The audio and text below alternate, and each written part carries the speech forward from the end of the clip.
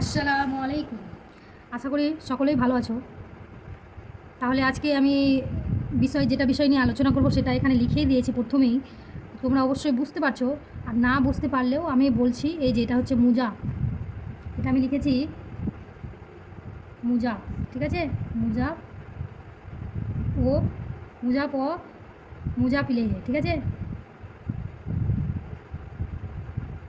মুজাফিলেহে, তাহলে মুজাফ মানে কি? যদি বাংলা আমরা যদি মানে বের করতে যাই তাহলে মুজাফের মানে হবে সম্বন্ধ, ঠিক আছে। সম্বন্ধ, এটা মানে হচ্ছে সম্বন্ধ, ঠিক আছে। এবার মুজাফিলেহে মানে কি? তাহলে তাহলে মুজাফিলেহে মানে হচ্ছে সম্বন্ধিত।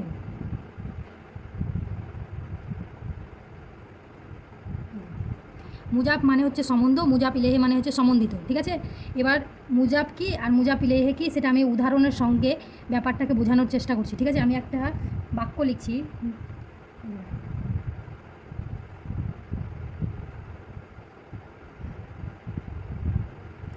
শিক্ষকের কলম, এই যে শিক্ষকের কলম দেখতে পাচ্ছ এখানে। আগে আগে আমি বাংলা শব্দটাকে আগে মুজাফ আর মুজাফ ইলেহে কি এটা ব্যাখ্যা করছি, তারপরে আমি এটাকে অ্যারাবিক যখন করব বাক্যটাকে, তখন ওই অ্যারাবিকেও আবার ব্যাখ্যা করব। আগে আমরা নিজের মাতৃভাষায় বুঝে নিই এটা কি বিষয়টা, ঠিক আছে। তাহলে শিক্ষকের কলম, ঠিক আছে। এই যে দেখো, এখানে দেখো তো কলম, এই কলমটা কার বলছে? শিক্ষকের, তাই না? তো যেটা শব্দটা ইঙ্গিত দিচ্ছে, ঠিক আছে, যেই শব্দটা দ্বারা আমরা ইঙ্গিত পাচ্ছি, ইঙ্গিতমূলক, সেটাই হচ্ছে মুজাফ। তাহলে আমরা এখানে কি দেখলাম? কলমটা তাহলে ইঙ্গিত করা বোঝাচ্ছে যে শিক্ষকের কলম, এটা ইঙ্গিতমূলক একটা শব্দ, তাই এটা হয়ে যাবে আমাদের সম্বন্ধ বা মুজাফ। এটা কলম শব্দটা হচ্ছে মুজাফ, মুজাফ, ঠিক আছে। এবার শিক্ষকের, এখানে কলমটা কার? শিক্ষকের, ঠিক আছে। এবার যাকে উদ্দেশ্য করে বলা হচ্ছে, ঠিক আছে, অর্থাৎ যার সাথে সম্বন্ধ করা হচ্ছে এই শব্দটাকে, সেটা হয়ে যাবে মুজাফিলেহে। এটা হচ্ছে তাহলে মুজাফিলেহে,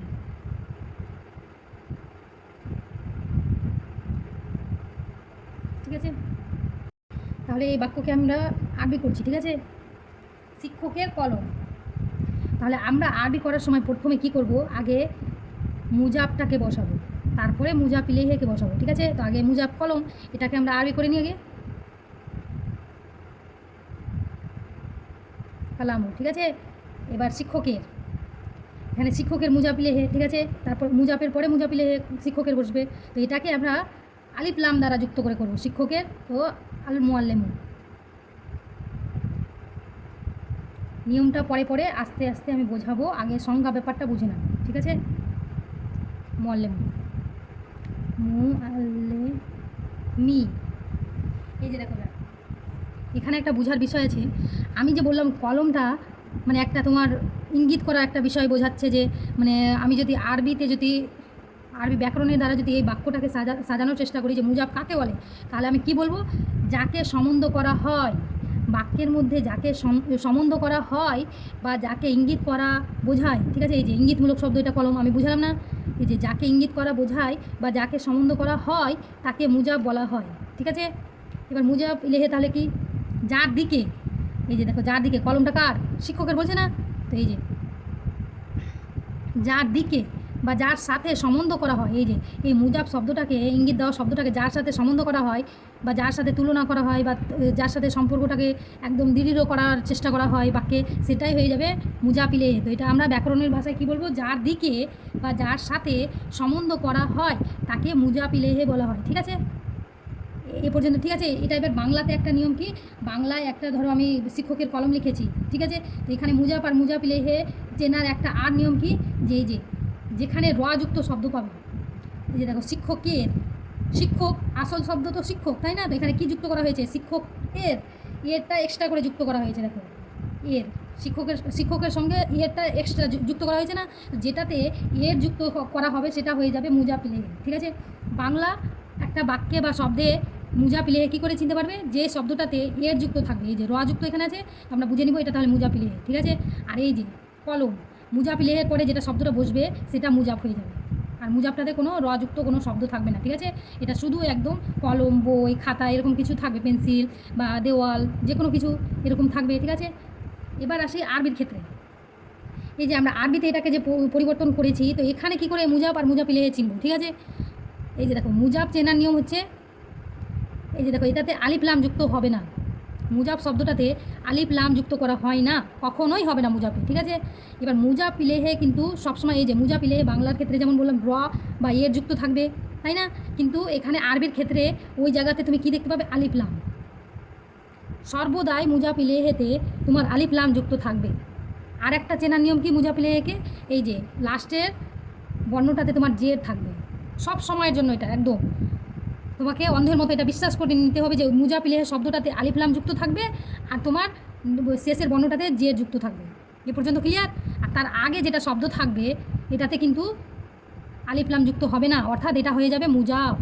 যাকে ইঙ্গিত করা বোঝায় বা যাকে সম্বন্ধ করা হয় তাকে। তাহলে ঠিক আছে, মুজাফ কি আর মুজাফিলেহে কি? এটা তাহলে মুজাফ বললাম, তাই না? এটা হয়ে গেল আমাদের মুজাফ, আর এটা হয়ে গেল মুজাফ ইলাইহি, ঠিক আছে? আর মুজাফ মানে কি বললাম বাংলায়? সম্বন্ধ। আর মুজাফ ইলাইহি মানে কি? সম্বন্ধিত। আর একটা বিষয় আছে যে মুজাফ আর মুজাফ ইলাইহি মিলে কি হয়? মুরাক্কাব ইজাফি, ঠিক আছে? মুরাক্কাবে ইজাফি, সম্বন্ধ পদ। এই যে যেমন সম্বন্ধিত, এটা মুজাফ ইলাইহি মানে সম্বন্ধিত, আর সম্বন্ধ মুজাফ মানে, তাই না? তো সম্বন্ধ আর সম্বন্ধিত মিলে সম্বন্ধ পদ তৈরি হয়। কি বললাম? যে সম্বন্ধিত আর সম্বন্ধিত আর সম্বন্ধ মিলে সম্বন্ধিত পদ হয়, সম্বন্ধ পদ হয়, ঠিক আছে? তেমনভাবে সম্বন্ধ পদের আরবি হচ্ছে মুরাক্কাবে ইজাফি। তাহলে কী হবে? মুজাফ আর মুজাফ ইলাইহি মিলে হয়, মুজাফ আর মুজাফ ইলাইহি মিলে হয় মুরাক্কাবে ইজাফি। তাহলে আমরা এই দুটোকে মিলিয়ে কি তৈরি করলাম?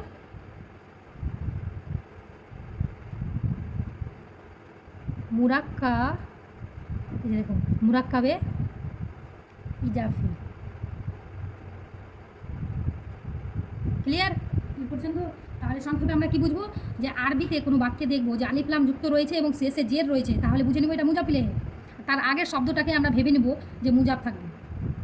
আর মুজাফ ইলাইহি মানে মুজাফ আর মুজাফ ইলাইহি আমরা বাংলার ক্ষেত্রে কীভাবে চিনব? মুজাফ ইলাইহি শব্দটাতে সবসময় এর যুক্ত থাকবে বা র যুক্ত থাকবে, আর তারপরে যে শব্দটা থাকবে সেটা হয়ে যাবে মুজাফ। বুঝতে পেরেছ? এবার মুজাফ আর মুজাফ ইলাইহি মিলে হয় মুরাক্কাবে ইজাফি। এ পর্যন্ত হয়ে গেল। তাহলে এখানে কি প্রথম একটা নিয়ম লিখছি, ঠিক আছে? মুজাফ আর মুজাফ ইলাইহির নিয়মাবলী, ঠিক আছে?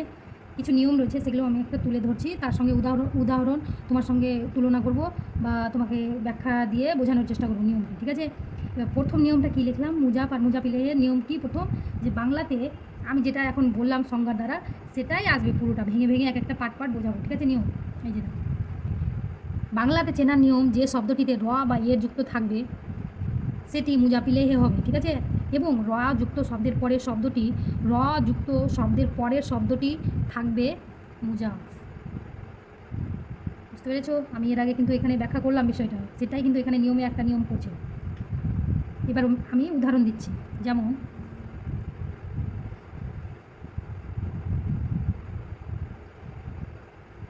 এই যে দেখো, আমি কি বললাম? র যুক্ত শব্দটা তাহলে মুজাফ ইলাইহি, ঠিক আছে? তাহলে র যুক্ত একটা শব্দ লিখছি, দেখো, গরুর মাংস।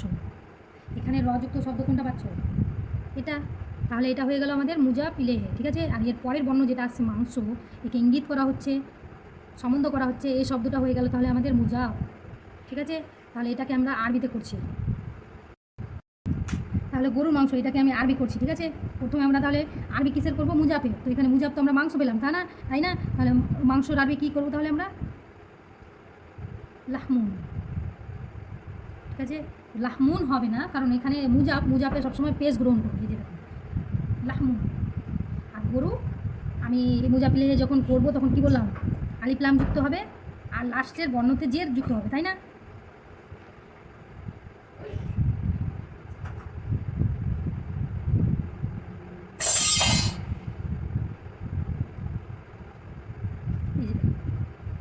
তাহলে এখানে গরুর মাংস কী হবে? লাহমুল বকারাতে। এখানে দেখো জের যুক্ত হলো, আলিফ লাম যুক্ত হলো, এটা তাহলে আমাদের মুজাফ ইলাইহি। এখানে আমি লিখে দিচ্ছি, ঠিক আছে? এখানে লিখে দিচ্ছি, এখানে তাহলে লাহমু হচ্ছে মুজাফ আর আল বাকারাতে এটা হচ্ছে মুজাপিলেহে, এখানে আমি ইঙ্গিত করে দিলাম। আর আমি একটু আগে কী বললাম যে মুজাব আর মুজাপিলেহে মিলে হয় মুরাক্কাবে ইজাফি। তাহলে কি হলো, এই শব্দ আর এই শব্দ দুটো মিলে আমাদের তৈরি হয়ে গেলো মুরাক্কাবে ইজাফি। এই যে এখানে যেটা লিখেছিলাম মুরাক্কাবে ইজাফি, এখানে লাহামু আর বাকারাতে মিলে হয়ে গেলো মুরাক্কাবে ইজাফি। এ পর্যন্ত ক্লিয়ার? প্রথম নিয়ম তাহলে আমি বুঝিয়ে দিলাম। এবার দ্বিতীয় নিয়ম। তাহলে আমরা এখানে দেখো দ্বিতীয় নিয়ম লিখলাম যে এই যে মুজাব, মুজাব প্রথমে এই যে আমি এখানে যে আগে যে আমি উদাহরণ দিয়ে বর্ণনা দিলাম মুজাব কি আর মুজাপিলেহি কি, সেখানে তোমরা লক্ষ্য করলে বুঝতে পারবে যে আমি প্রথমে দেখো সবসময় দেখো বাংলার ক্ষেত্রেও বা এখানেও আমরা দেখো মুজাবটাই প্রথমেই দেখো লিখেছি, বাংলার ক্ষেত্রে না, বাংলার ক্ষেত্রে আমরা মুজাপিলেহে প্রথমে বসেছি। আরবিরটা আছে আমরা আগে, হ্যাঁ আরবিতে যখন বাক্য করতে যাচ্ছি মুজাব আর মুজাপিলেহে, তখন দেখো প্রথমে মুজাব বসছে তারপরে মুজাপিলেহে বসছে। এখানেও দেখো মুজাব প্রথমে বসলো তারপরে মুজাপিলেহে বসলো। সেটাই আমাদের দ্বিতীয় নিয়ম হবে যে মুজাব প্রথমে এবং মুজাপিলেহে পরে বসে। কিন্তু বাংলার ক্ষেত্রে তার বিপরীত, অর্থাৎ মুজাপিলেহে প্রথমে এবং মুজাব পরে বসে। এই যে দেখো এখানে দেখো এটা মুজাপিলেহে প্রথমে বসেছে তারপরে মুজাব, তাই না? আর এখানে দেখো এখানেও সেম মুজাপিলেহে প্রথমে তারপরে মুজাব। তাহলে কি আমাদের দ্বিতীয় নিয়মটা বুঝতে পারছো? এবার উদাহরণ দিচ্ছি আমি একটা, তাহলে আরও ক্লিয়ার হয়ে যাবে। দেখো যেমন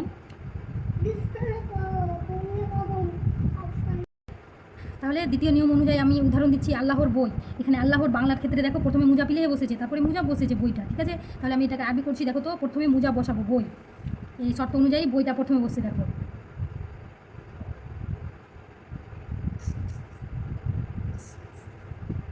এই যে দেখো কিতাবু, এবার আলিফলাম হবে যেহেতু বলেছি আল্লাহু, আল্লাহু তো সবাই জানো কী বানান হয়। এই যে দেখো এখানে জের হবে কেন, কারণ এটা মুজাপিলেহে, আর মুজাপিলেহেটা পরে বসছে, প্রথমে মুজাব বসছে। সেম একইভাবে এখানে দেখো বাংলার ক্ষেত্রে তোমার মুজাপিলেহে প্রথমে বসছে তারপরে মুজাব পরে বসছে। এটাই তোমার বর্ণনা দিয়েছে দ্বিতীয় নিয়ম, শর্ত নিয়ম যা বলতে পারবে। এবার আমরা আসি 3 নম্বর নিয়ম। তাহলে আমি 3 নম্বর নিয়ম কী লিখছি এখানে, মুজাবটিতে কখনোই আলিফলাম হবে না। এই যে দেখো প্রতিটাতে মিলিয়ে নাও, মুজাব শব্দটাতে কিন্তু কখনোই আলিফলাম বসায় না। আমি বুঝিয়েও দিয়েছি এর আগে অবশ্য, ঠিক আছে? মুজাবটিতে কখনোই আলিফলাম হবে না ও তানবিন যুক্ত হবে না। তানবিন অর্থাৎ কি দোজে বা দোজে দো পেশ, এগুলো হচ্ছে তানবিন যুক্ত, ঠিক আছে? আর মুজাবটিতে সর্বদা আলিফলাম হবে, কিন্তু মানুষের জায়গার ও একজনের ক্ষেত্রে আলিফলাম হবে না। এই যে দেখো এটাকে যদি আমি ব্যাখ্যা দিতে যাই তাহলে কী হবে, আমি যেমনটা প্রতিটাতে উদাহরণ দেওয়ার চেষ্টা করেছি সেখানে তোমরা লক্ষ্য করবে। তাহলে দেখো প্রতিটাতেই দেখো আমি মুজাব শব্দতে আমি আলিফলাম যুক্ত করিনি। দেখো এটাতেও করিনি, এটাতেও করিনি, এটাও করিনি, ঠিক আছে? সমস্ত মুজাব শব্দতেই কিন্তু আলিফলাম যুক্ত হবে না। আর মুজাপিলেহেতে সবসময় তোমাকে আলিফলাম যুক্ত করতে হবে। সেটাই কত তোমার 3 নম্বর নিয়মে বলছে, মুজাপিলেহেতে সবসময় আলিফলাম যুক্ত করবে, ঠিক আছে? আলিফলাম যুক্ত করবে।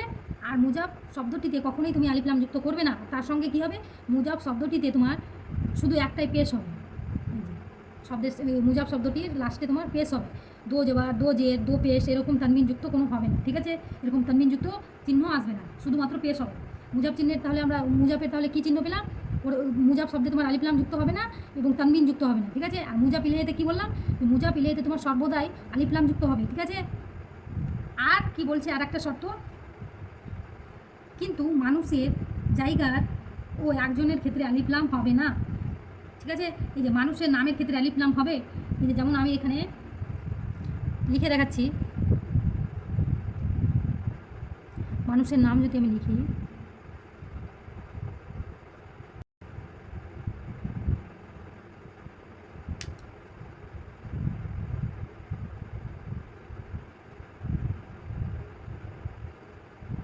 এখানে দেখো ফাতেমা লিখলাম, তো ফাতেমাতে দেখো তো তুমি আলিফলাম যুক্ত করবে, মানুষের নামে কি তুমি আলিফলাম যুক্ত করবে? কখনোই মানুষের নামে তাহলে আলিফলাম যুক্ত হয় না। এটা ফাতেমার, যে ফাতেমার বই, এরকম একটা মুজাপিলে আর মুজাব পাচ্ছি, ফাতেমার বই। তো দেখো তো ফাতেমার বই, এই যে দেখো এখানে মুজাব, আর এটা মুজাব আর মুজাপিলেহে পাচ্ছি। তাহলে ফাতেমাটা যখন লিখতে যাবো শর্ত অনুযায়ী কি, যে মুজাপিলেহেতে তাহলে আলিফলাম যুক্ত হয়, তাই না? তো এখানে কিন্তু আমরা মানুষের নামের ক্ষেত্রে আলিফলাম যুক্ত করবো না। এটাই তোমাকে শর্ততে দিচ্ছে যে মুজাপিলেহেতে আলিফলাম হয়, কিন্তু মানুষের নামের ক্ষেত্রে তোমার আলিফলাম হবে না। এটা তখন ফাতেমা হয়ে যাবে, ঠিক আছে? এবার তোমার বই যেমন থাকে কিতাবু তেমনটাই হবে, ঠিক আছে? এই যে দেখো কিতাবু হবে, ঠিক আছে? কিতাবু ফাতেমাতে, এটাই হচ্ছে তোমার মুজাব আর মুজাপিলেহে। মানুষের নামের ক্ষেত্রে আলিফলাম হবে না। আর কিসে হবে না তাহলে, জায়গার ক্ষেত্রে, মানুষের নামে একটা উদাহরণ দিয়ে আমি দেখিয়ে দিলাম এখানে, তাহলে একটা জায়গার ক্ষেত্রেও তোমার তাহলে আলিফলাম যুক্ত হবে না। যদি তোমার জায়গার ক্ষেত্রে যদি তোমাকে বলা হয় যে মালদার বাসিন্দা, মালদার মিষ্টি, ঠিক আছে, তাহলে কী হবে, মিষ্টিটা তোমার মুজাফ আর মালদারটা মুজাফিলে হচ্ছে, তাহলে কি মালদার যেহেতু মুজাফিলে আলিফলাম যুক্ত হওয়ার কথা, কিন্তু সেখানে মালদাতে তোমার আলিফলাম যুক্ত হবে না, জায়গার ক্ষেত্রে আলিফলাম যুক্ত হবে না। ও আর একটা কী শর্ত দিয়েছে যে একজনের ক্ষেত্রে আলিফলাম যুক্ত হবে না। একজনের ক্ষেত্রে বলতে কী বোঝা যাচ্ছে তাহলে, এই যে ধরো তোমাকে একজন কোনো ব্যক্তির যদি তুমি একটা বাক্য দেখো মুজাফ আর মুজাফিলে পেলে, ঠিক আছে, সেখানে তুমি যদি দেখো একটা মানুষকেই বোঝাচ্ছে, ঠিক আছে, তখন তুমি কি করবে, আলিফলাম যুক্ত করবে না, ঠিক আছে, একজনের ক্ষেত্রে তুমি আলিফলাম যুক্ত করবে না। আর একটা শর্ত কি এখানে হতে পারে যে তুমি সর্বদাই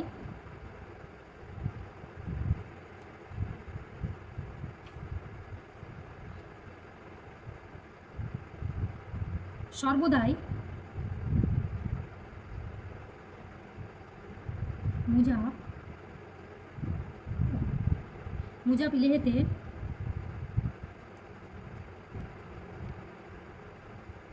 জের যুক্ত বা গ্রহণ করতে হবে। এই 3 নম্বর নিয়মে আমি এই লাইনটাও জড়িত করে দিলাম, কারণ এটাও এটার মধ্যে পড়ছে, সর্বদাই মুজাফ ইলাইহিতে জের যুক্ত বা গ্রহণ করবে, ঠিক আছে। আমি তাহলে উদাহরণ দেওয়ার, তাহলে গাভীর মাংসে কী হবে, একটু আগে আবার আমি এটা করেছিলাম, একবার আবার করে দিচ্ছি, লাহমু, এই যে দেখো দোজের দো পেশ এরকম কিছুই তোমার যুক্ত হলো না, এখানে শুধু পেশ গ্রহণ করছে। মুজাফ শব্দতে আলিফলাম যুক্ত হলো না, শুধু তোমার পেজ গ্রহণ করলো লাস্টে, ঠিক আছে, ওটার জন্য বলো যে তানমিন যুক্ত হবে না মুজাফে, এটা একটা মিললো। আর একটা কি, মুজাফ ইলাইহিতে সর্বদাই তোমার আলিফলাম যুক্ত হবে, তাহলে কি হবে, গাভীর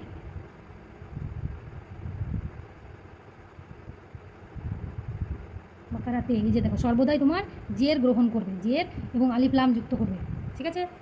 এবার এরকমভাবে তোমরা ঘরের দরজাটাকেও বানিয়ে দাও।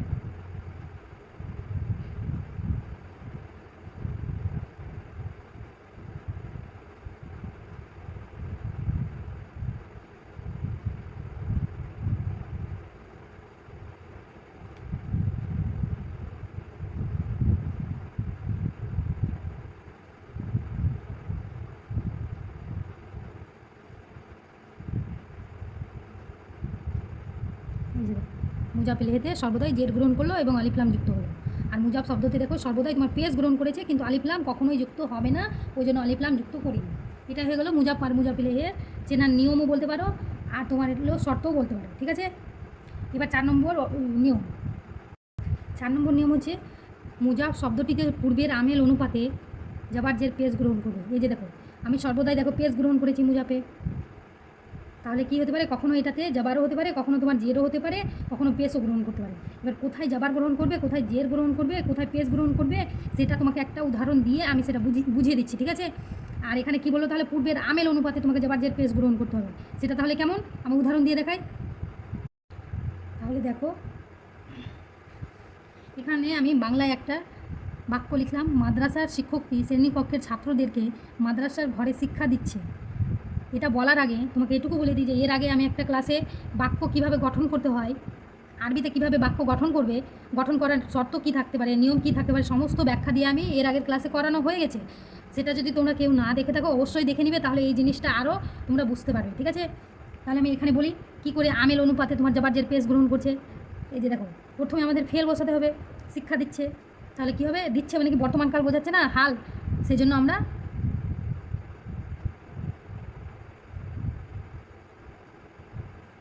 যে দেখো ইউ আল্লিমু, বর্তমান কালের জন্য ইউ আল্লিমু হয়ে গেল। তাহলে কে শিক্ষা দিচ্ছে, মাদ্রাসার শিক্ষকটি, এটা তাহলে হয়ে গেল আমাদের ফাইল। আর ফাইলে সর্বদা পেজ গ্রহণ করে, আমি বলেছি ফাইলে সর্বদাই পেজ গ্রহণ করবে, ওই জন্য পূর্বের আমেল অনুপাতে যাবার যে পেজ গ্রহণ করবে, এরকম বলেছে না, এটাই এখানে মিলছে। দেখো এখানে যেহেতু ফাইল, এটা হলো কে, মাদ্রাসার, মানে কে শিক্ষা দিচ্ছে, মাদ্রাসার শিক্ষকটি, তাহলে কি বসিয়ে দিই আমরা, মাদ্রাসার শিক্ষকটি। এখানে দেখো তো মুজাফ আর মুজাফ ইলাইহির সম্পর্ক পাচ্ছ, এখানে দেখো শিক্ষকটি হচ্ছে মুজাফ, আর দেখো রযুক্ত এটা মুজাফ ইলাইহি, ঠিক আছে। তাহলে আমরা মুজাফটাকে প্রথমে বসিয়ে দিই। এখানে দেখো নির্দিষ্ট করে শিক্ষকটি বলে দিয়েছে, হ্যাঁ, এখানে আলিফলাম হতো, আলিফলাম দিয়ে তোমার মুআল্লিম হতো, কিন্তু এখানে আলিফলাম হবে না, কেন, আমি মুজাফে বলেছি যে কখনোই আলিফলাম হবে না, ওই জন্য আমরা আলিফলাম বসাবো না, ঠিক আছে। মু। এবার পেশ কেন হলো? পূর্বের আমেল অনুপাতে বলেছে এটা ফাইলের ক্ষেত্রে পেশ গ্রহণ করে, ওই জন্য পেশ বসিয়ে দিলাম। ঠিক আছে, মলেমু। এবার মাদ্রাসা, ঠিক আছে, আলিফ লাম যুক্ত করে আমরা মুজাফে ইলেহে বসিয়ে দেবো।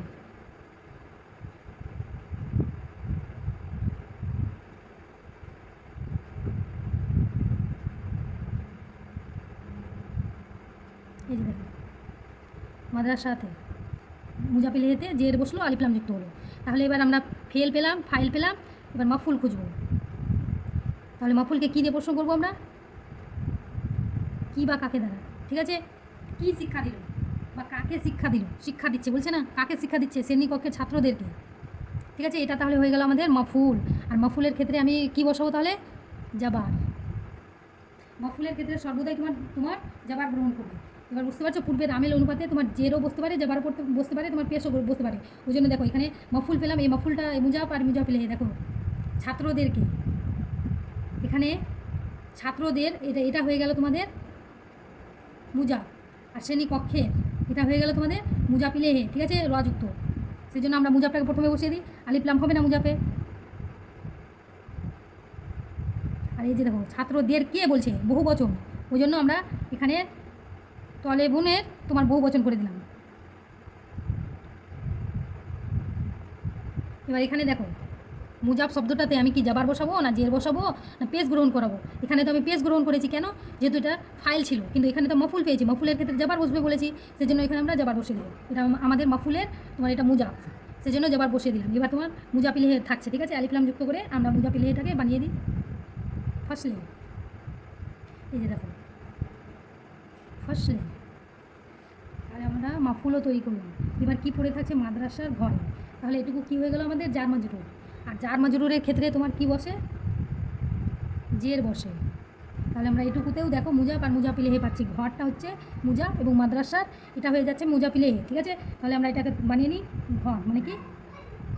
এবার তার আগে এটুকু বোঝার ব্যাপার আছে। দেখো তো ঘরের মধ্যে বোঝাচ্ছে, দেখো তো মাদ্রাসার ঘরে, তাহলে কি দেখো ঘরে বোঝাচ্ছে মানে কি ঘরের মধ্যে বোঝাচ্ছে, ওই জন্য তোমাকে আগে জার বসিয়ে দিতে হবে একটা, মানে ফি মধ্যে। এটুকু তোমার বাক্যে উজ্জ্ব রয়েছে, কিন্তু ওটা ফিটা বসাতে হবে। ঘরের মধ্যে বোঝাচ্ছে তো ফি বসিয়ে দিলাম আমি। তারপরে কি হবে? ঘরে যেহেতু, তাহলে এটা মুজাফ, আলিফ লাম যুক্ত করবো না, ফা। এবার কী বসাবো? জাবার বসাবো না জের না পেশ? যেহেতু জার মাজরুরে আমি জের বসাবো বলেছি পূর্বের আমেল অনুপাতে, তো আমি তো আমেল এখানে জের পাচ্ছি, তাই না? আমি এখানে জের বসিয়ে দেবো। কেন জের বসালাম? কারণ জার মাজরুরে তোমার জের বসে, সেই জন্য। আর এটা মুজাফ শব্দ, মুজাফ শব্দে পূর্বের আমেল অনুপাতে বসবে, ওই জন্য আমি জের বসিয়ে দিলাম একদম। ঠিক আছে, এবার তোমার মুজাফ ইলেহে বসছে। ঠিক আছে, মাদ্রাসার।